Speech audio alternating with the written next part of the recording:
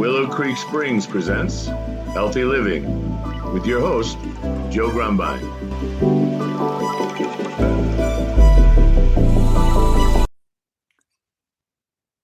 Well, hello and welcome back to the Healthy Living Podcast. I'm your host, Joe Grumbine, and I'm super excited today. Back in the studio with us, we have Dr. Robert Hoffman. Robert, welcome back to the show. How are you doing today? I'm fine, Joe. Thank you for having me. Always great to be here. Always a pleasure. As we walk down this learning path that we're both on, it's great just to share our experiences. These experiences are nobody ever had before, so I know. we're in a new world here.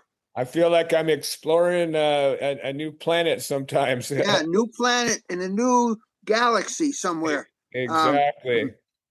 But it's exciting because you know what? I woke up today and I'm still alive, and I'm feeling good about it. So good.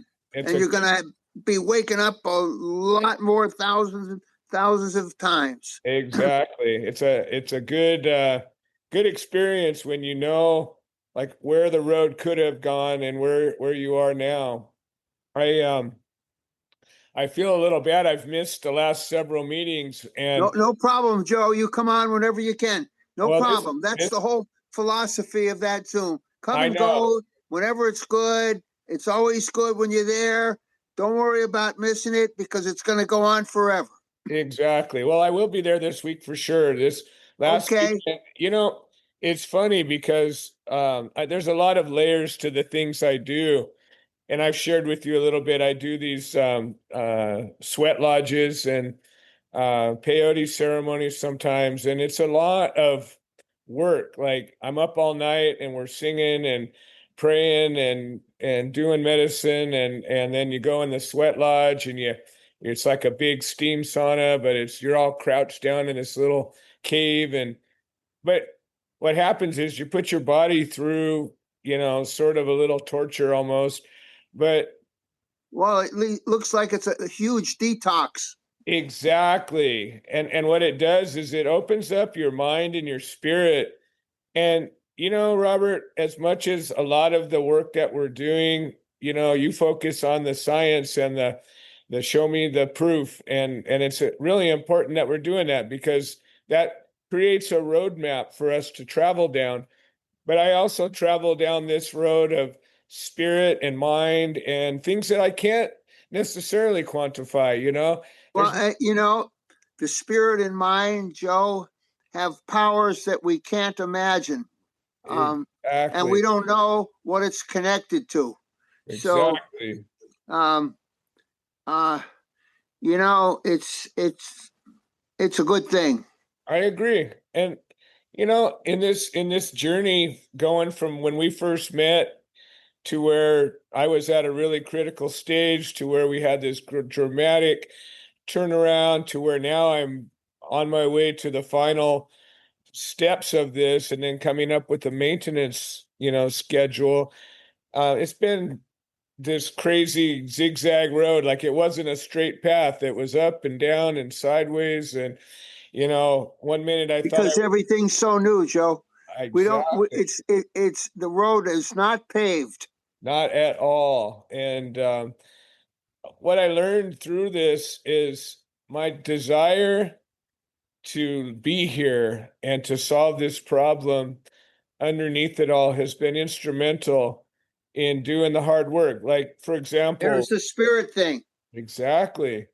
And, like this diet, we talk about, oh, there's this diet. Well, it's a whole lifestyle. It's not just like, oh, I eat some. It's a lifestyle. It's a lifestyle.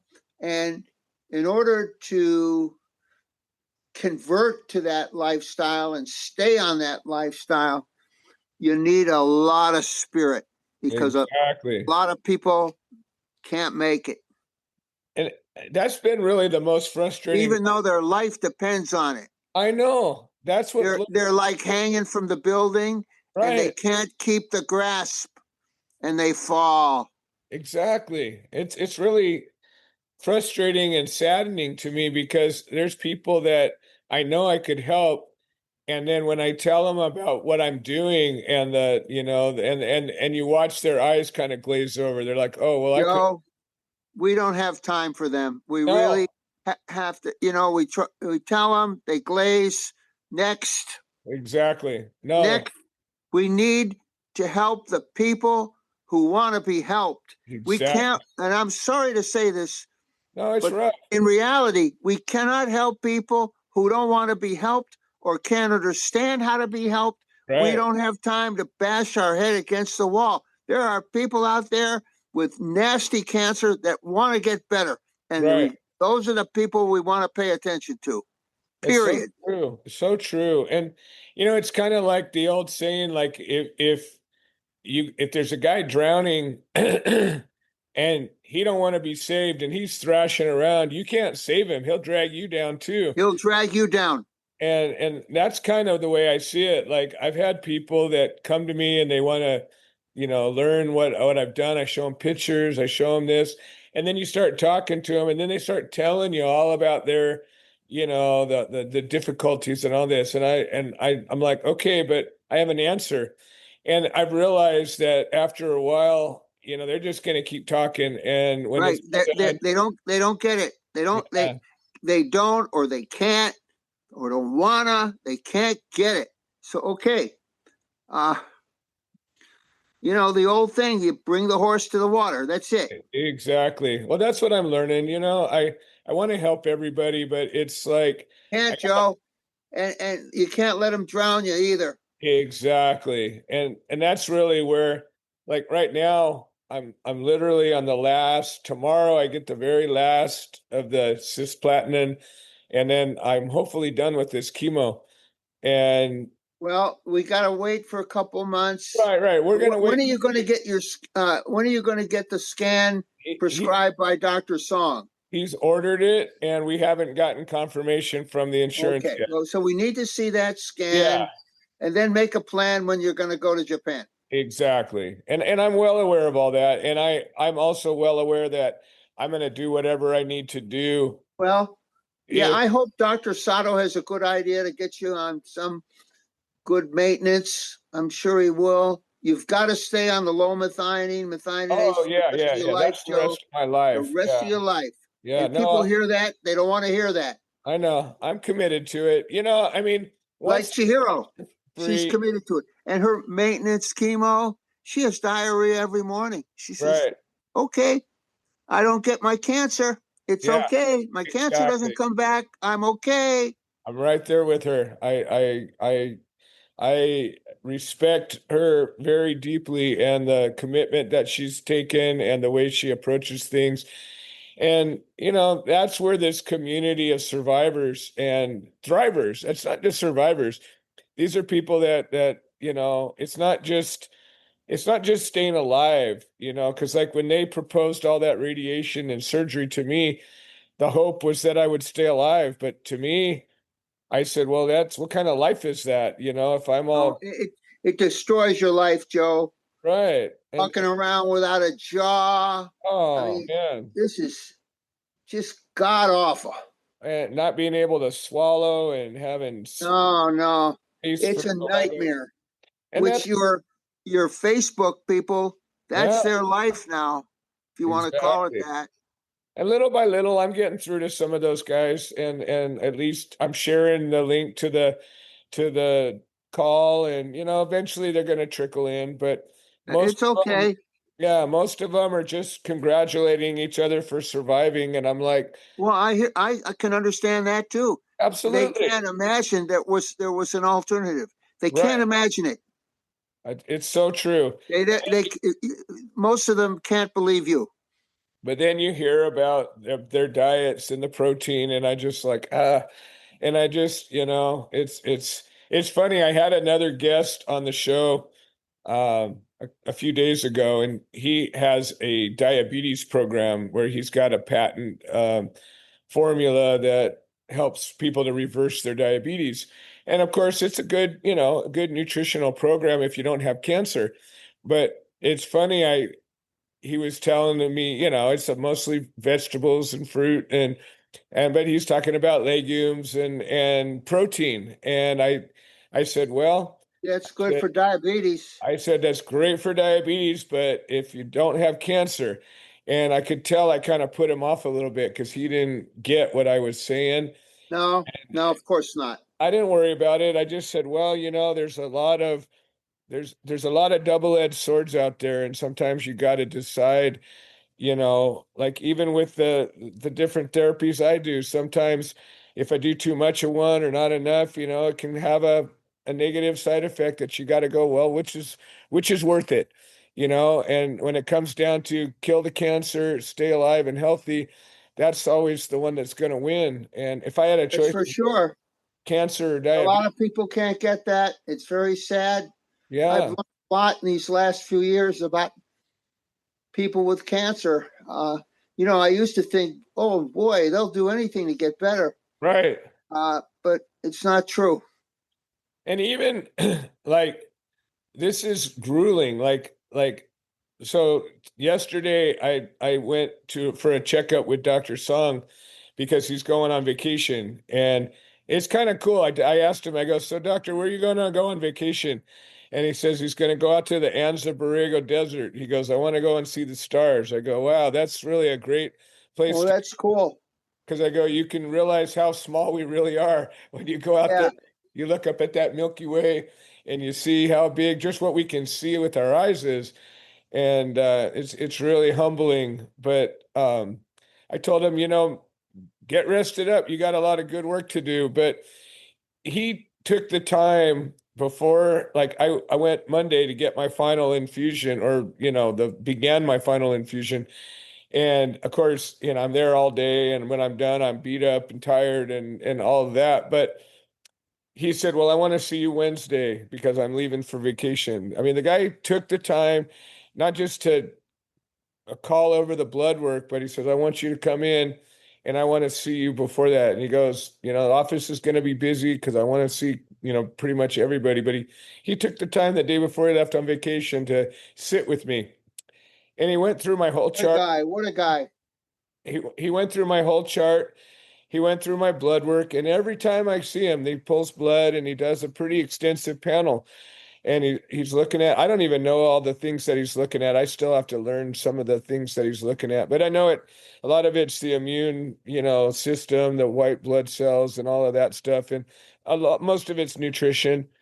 And it's funny because this last one, the only thing I came up low was protein and albumin, and it was just a little bit low. And so he was okay. He said to me, he says, Joe, he says, you're handling the chemo very well, because he knows this is a really rough, cocktail that I'm on.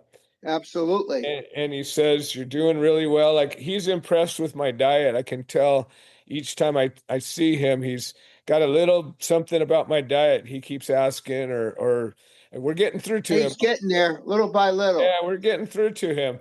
You're going to show him your paper. Should be Yeah, out about the beginning of November, I love it. I love it. That's so exciting. hopefully. And then he said, the other doctor is gonna administer the final piece of the infusion. I said, that's fine. And he's holding off on the immunotherapy until he gets back from vacation. Yeah, And he wants to be monitoring you. yes, I mean, what doctor does that, spends that much attention? He's And, from and the old school, Joe. The old you know, school. UCI, they would have And just the kept old school is going. closed. Yeah, yeah. So I just, again, I know I say it every time I see you, but I'm so grateful that you connected me with this guy, because I believe Well, he's critical to not just my survival, but my thriving. And yeah, I'm so happy we could do it. Um, and it's great. It was meant to be. so I'm always like to hear about your research. You're the most researchingest guy I've ever known. And you're always, I mean, I come to your office and there's stacks of books and stacks of papers and stacks of, like, you're just so immersed in this. It's unbelievable. And how do you, how do you navigate? I mean, there's so much information out there. How what kind of a path do you take, or how do you travel down this information highway?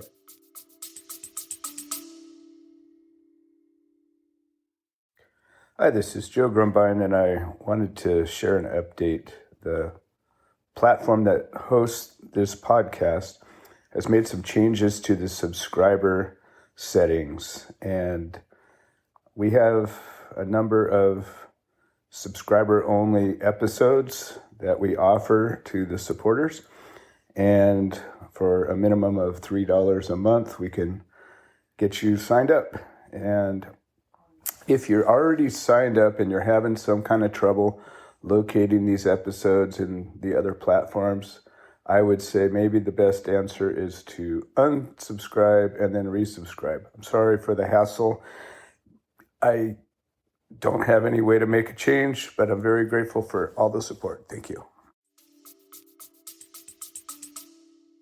Well, I'm far from the paradigm how to do it. But what I just follow my instincts every day, Joe. Okay. And I've been and I've got some really terrific young guys, and one of the young guys, Utah, Dr. Miyashi, Yeah. made a fantastic observation last week. Oh, really? Yeah. So we have this co-culture method. We put in the same dish the cancer cells and the normal cells, and we do something and want to see what happens. So the cancer cells and the normal cells are under the same exact conditions. They're right there together. Yeah. So we do, as a kind of positive control, we took away the methionine. Well, just as you would expect, as we know, for the last 65 years, the cancer cells went away and the normal cells stayed happy. And that was our kind of, let's call it a positive control. Right. Then we took away cysteine. Okay. Why? Because you see all this stuff on Zooms, in the literature.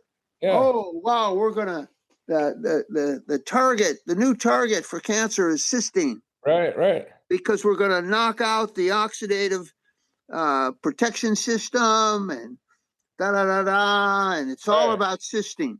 Okay, so Utah, YUTA, not UTAH, right,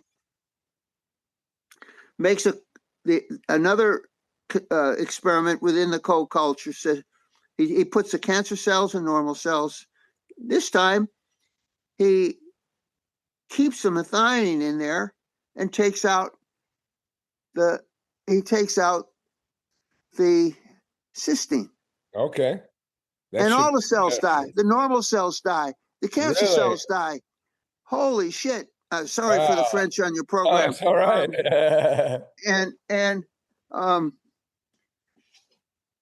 Wow. And so, all these guys, these fancy papers and fancy journals were targeting cysteine in the cancer cells, and we're doing so good. We're stopping them. They never just take out a few days and say, hey, what happens to some normal cells? Right. So it's easy to kill cancer cells, Joe. Put a little hydrochloric acid, exactly. Put a little bleach on them, they'll die. Whatever. It's killing cancer cells they're very, very easy to kill. Right. But so how do you do that without killing the patient? How do you do that without killing the normal cells? That ain't easy. No. And methionine restriction does it. Is that enough? No. But it sure is. It's necessary. Well, that's really powerful. Especially, we need to do, as you see in your case, we needed to do that chemo. If we just starved you of methionine, you wouldn't have this great result. We needed both. Not even close. And that's just fine. But this simple little thing, doing the freaking control, looking at the normal cells. Yeah. And we got a really nice system. Actually, a guy in our lab 40 years ago, Peter, a crazy little guy, really smart, Peter Stern. I don't know if he's still alive. He'd be over 80 a little bit. All right. what a smart guy. He says, oh, okay, I'm going to make a co-culture, turmeric normal. We didn't have methionase in those days. We Right. just had the medium, took out the methionine. Well, he managed to kill the cancer cells and keep the normal cells. By doing that, he had to use a little chemo along the way. And that was it. I mean, Right. that was published in 1986. It's a classic. Wow. So that's what we found out last week. So simple. Good research is so simple. Simple. You look into history, all these guys trying to figure out how the planets went around the sun. Right. Making circles and doing this and doing handstands and whatever. And it turns out so simple. They just go round. They just go round, round and round. They don't do any tricks, just go round. Right. So the answers in science that are simple are probably the right ones. Well, that's Occam's razor, right? I mean, yeah. So, way. So simple to do the co-culture experiment. We did it with methionine. We knew how that was going to come out because we've been doing it for 40 years. And then and I didn't care about cysteine all these decades because I didn't think there was anything to it. But paper after paper and claim after claim, oh, we got to target cysteine. We got to target cysteine. Finally, I said, all right. So we just did the simplest little tiny experiment. Wow. And you take out cysteine, you kill the cancer cells, and you kill all the normal cells. Wow. And that ain't no good. No, and that's actually really troubling because I know a lot of people that are focusing a lot of their energy on ferroptosis. That's the new buzzword. Right. And it's bull scrappy. Yeah. Wow. I'm really, when we talked a little while ago behind the scenes about all this, I ceased that whole program because I just didn't. You said some things that were pretty powerful, and the level of selenium and all this stuff is like, I did my own research and I'm like, whoa, that's like way more than any recommended amount of that. We got this girl. I don't know if you remember Gabriella on the Zoom. Yes. And that poor girl, her hair's falling out, her nails are black, she can't stand up. And I said, what's your blood results, Gabriella? Well, my albumin is this, okay, not bad. My hemoglobin is only about 8. Well, that's low. I asked Dr. Exame, can she survive on that? Yeah, it's okay, not good, but okay. And then she said, my selenium is 734. I said, what's the maximum high normal? Like 6? I don't know, about 140. I said, holy moly, you're just poisoning yourself. Yeah. And that might be, I don't know, but she's got I don't know if she'll stop or not stop. But I told her, I'm guessing if she stopped, maybe all these terrible symptoms, some of them are going to go away. Yeah. Yeah. That's, it's really frustrating because people tout studies as though they're equal. And, you can do a study in your own backyard and say, oh, I'm studying this and I'm noticing this and that. And then you can say, I did a study. Well, what does that mean? It doesn't mean anything. And then you do a true blind or double blind, and then submit it for peer review and get it approved by your peers who recognize the science you did. Well, that's a whole different study. It's different. It's different. But study. People say, "Oh, Jane, whatever said in her book this, and this Chris in his book said that." Right. I said that doesn't mean scrapola. Right. And I don't know. Anecdotal evidence has its value. It does, and that's all our clinical studies. Your study is an anecdote, Absolutely. Joe. Sorry, Absolutely. but it's look. The result is good. Do we care which component really was the main driver? We don't care. We care that you're so good. Right. And we're going to compile this observation with dozens or hundreds of other observations. Yeah. And hopefully. But Joe, my trouble is a little bit, and I'll go back in a minute. Yeah. I went on the Russian TV. Right. And in the interview, they said to me, this was about ivermectin and fenbendazole, and Right. I'm all for it. Sure. And they say, well, Mel Gibson said three friends recovered from stage 4 cancer just on that, and they're not going to take any of this toxic pharmaceutical stuff. Right. And the interviewer said to me, are you worried about that? So I didn't answer him directly. I just said, with maybe a very rare exception, I don't accept patients who refuse standard therapy. That was Right. my answer. Mm-hmm. There, once in a while, you can't be so rigid. But that's my general Right. Well, there are rule. certain cancers that are very aggressive, and others that are. Yeah, we got like Right. Dave. He hangs in there just on Right. methionine restriction. Okay, but it's a very kind of indolent cancer. Right. And Exactly. and what troubles me though, Joe, is some of these so-called opinion leaders or hucksters or whatever you want to call them. Right. They remind me of Jim Jones. Drink the Right. Kool-Aid. Right. You know, I get it. they take these people's word, uh, They're like, just because they said it. It's yeah, drink the Kool-Aid, and and it's a cult thing. it And is. I guess a cancer patient, just as a hostage, Right. might Well, be very susceptible to that exactly. kind of brainwashing. Well, So and who's more vulnerable than a cancer patient? Nobody. exactly. And we want to find answers that we can believe in, and we want to find answers that are less harmful, and we want to believe that that there's a natural answer for everything, and in some cases there is. But the truth, like you said, generally the solution's going to require some heavy lifting and some difficult choices, and a good, well-rounded, natural diet and all of that on top of it. But just one thing or another, it's like you said, these are very vulnerable people. I know that, I happen to have a lot of strength inside that says I'm not listening to anybody unless I do my own vetting, and I determine that it's got value. But most people, when you get hit with, you got cancer and this is what's likely to happen, it scrambles you. It really just like tears you apart, and you're standing like on a rickety board, and you don't know if it's going to snap, and you're just like, I don't know what to do. And then somebody comes along and says, well, I've got this answer for you, and here's this study, and here's this whatever.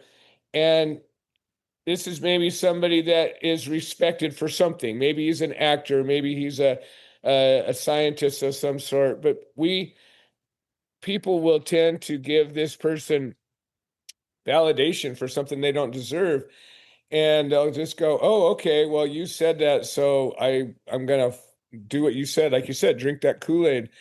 And man, it's horrible, because I know I want to believe that there's these natural, simple answers for everything. And maybe if your mind is strong enough and your spirit's strong enough and you've got enough whatever superpower to make something like that happen, you can do it. But I don't think most people do, that's for sure.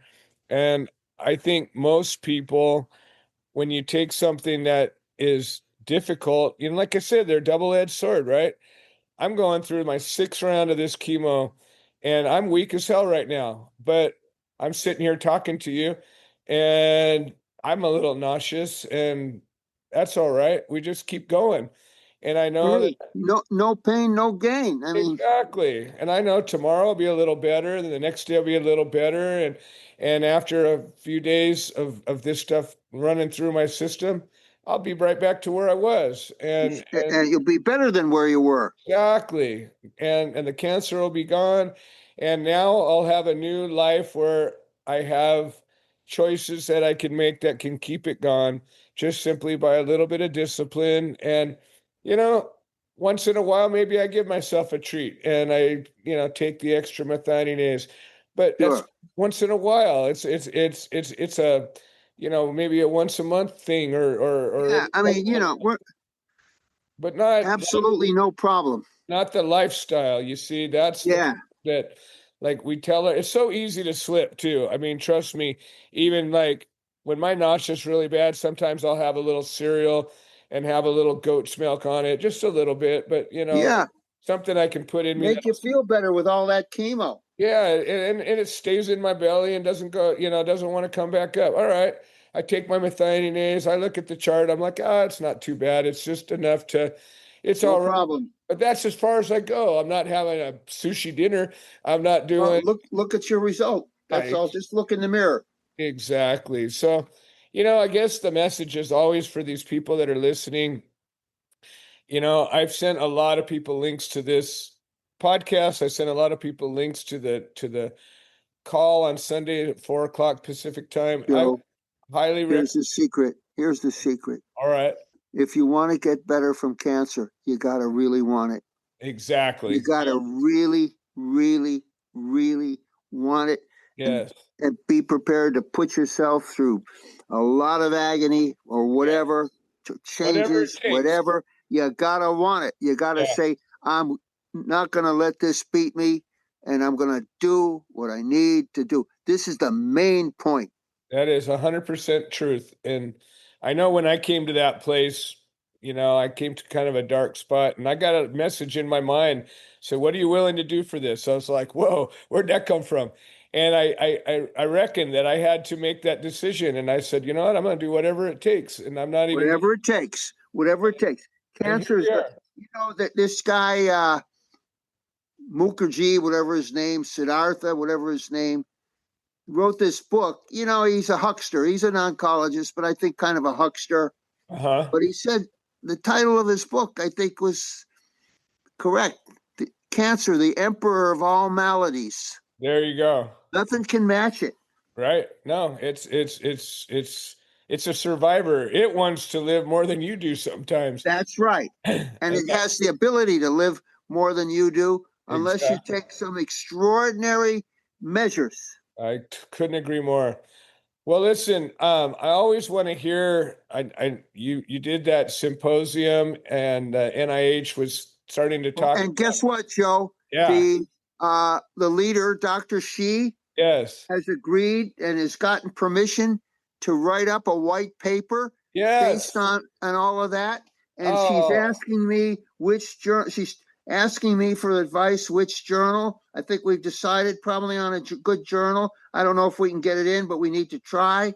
So she's into it, and she's green Oh. light. That is the best news. I know when we were talking about, the first round, there was 3 rounds of this symposium, and you spoke on the third and final Yeah, round. the very end. And you were saying from the beginning, the best thing could come out of this is we get a white paper, and Yeah. it looks like it's happening. Wow. Yeah, it's going to happen. It might take a year or two, but Hey, it's going to happen. it's in the works, though. You see, look, the paradigm is starting to crack a little bit. Yeah, it's in the works, and probably this will lead the fact that we've got permission for the white paper. I'm guessing that it'll be okay to put all the talks on the website. I love So it. That'll anyway, be exciting. sorry, one step at a time. Yeah. No, I'm so excited. Well, Robert, as always, this is always a great conversation, and I love to hear the Yeah, for me progress too, Joe. of the research and all of it. And, just reiterating, we talk about some of the same things again because it's always important, but we always explore little bits of where we're headed and how this information is developing. And it's always exciting for me. So again, thank you so much for all the Thank work you too, you're doing. Joe. Thank you for your program. Thank you for having me. And I think we're helping a lot of patients. Things don't happen overnight, but we're getting out there. We're making progress. All right. Yeah. Well, I want to thank everybody that's listening, and we will see you all next time. Okay, terrific. This has been another episode of the Healthy Living Podcast. We produce this show so that people can share their stories, people that have overcome obstacles, people that are undergoing obstacles. We're building a community of health-minded individuals. If you're interested in supporting the show, please leave a review on the platform you're listening to it on. If you're interested in becoming a guest, please send an email to itsjoegrumbine@gmail.com, or you can send a note into the notes section of the podcast. All right. Well, thank you for supporting this show, and we hope you've enjoyed it.